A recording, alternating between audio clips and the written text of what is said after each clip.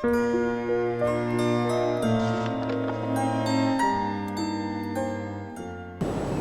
где нога? Съел. Покажи кость.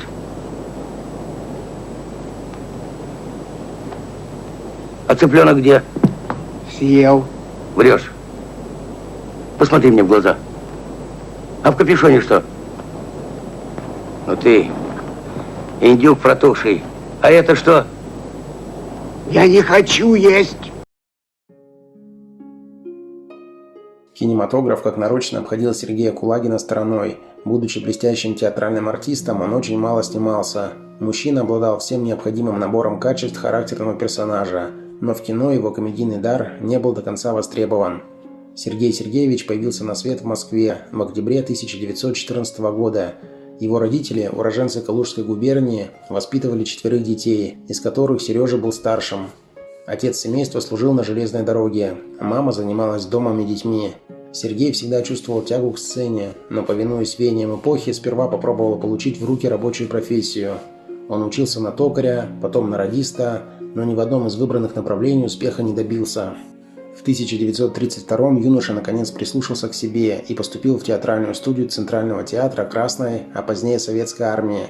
После 4 лет студийного обучения молодого актера зачислили в коллектив ЦТКА. На эту сцену Кулагин без перерыва выходил несколько десятилетий.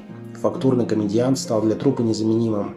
Он перевоплощался в Бальзаминова и Попчинского, изображал Гоголевского Подколесина, примерял мундиры полководца Кутузова и маршала Малиновского. До 60-х годов количество кинокартин, в которых поучаствовал Сергей Сергеевич, было немного. Первый более-менее развернутый эпизод артист получил в 1961-м. В биографической киноповести о жизни Ленина в сибирской ссылке в начале века Кулагин исполнил роль безымянного жандарма. А ему как приходитесь? Невеста? Невеста. Разрешение на бракосочетание получили? Прошение подано. Поторопитесь, а то отправим обратно в Уфу. Нам эти штуки с невестой известны. Однажды актера пригласили в сатирический киножурнал «Фитиль». Он снялся в серии за номером 33 под названием «Компот», но в титрах указан не был. Компоты усиливают отделение желудочного сока. Правильно. И сока поджелудочной железы. И желчи в печени. И ускоряют поступление ее в кишечник. Известность у широкой зрительской аудитории артист приобрел после появления в криминальной комедии Эльдара Рязанова «Берегись автомобиля». В популярном фильме его персонажем стал директор пивной. Они разложили на столе бухгалтерские документы. Это ревизия. Подай им наше фирменное пиво.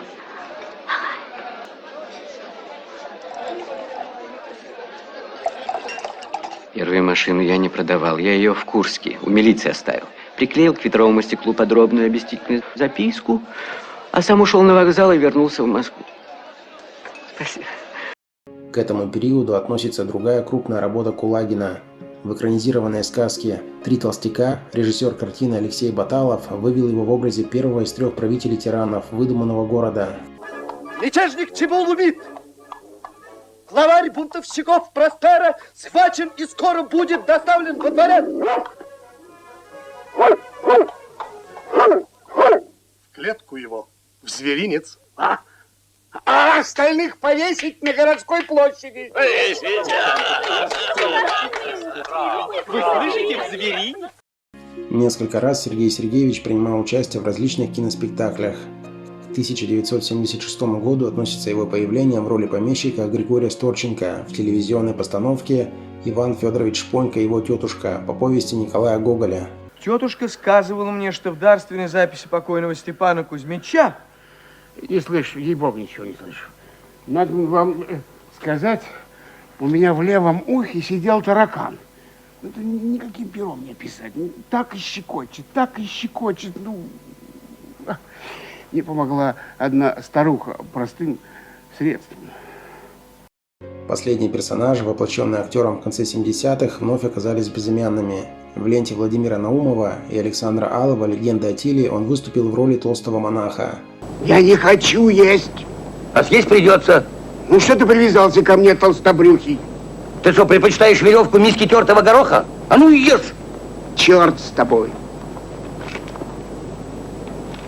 Да ты не обижайся. Ты посмотри, что я тебе принес, козел вонючий. Какая вкуснотища-то! Бобы на фламандском масле. Вот.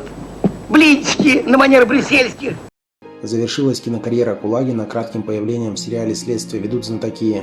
В 14-й части цикла «Подпасок с огурцом» внимательные зрители узнали артиста в образе гостя. Личная жизнь. Актер был женат. Счастье Сергея Сергеевича составила Ирина Васильевна Сахарова, радиорежиссер, а в прошлом выпускница ГИТИСа. В 1978-м актер отправился на заслуженный отдых, оставив не только любимый театр, но также активную концертную и общественную деятельность. Кулагина не стало в июне 1981 года. Заслуженного артиста РСФСР погребли на Ваганьковском кладбище столицы.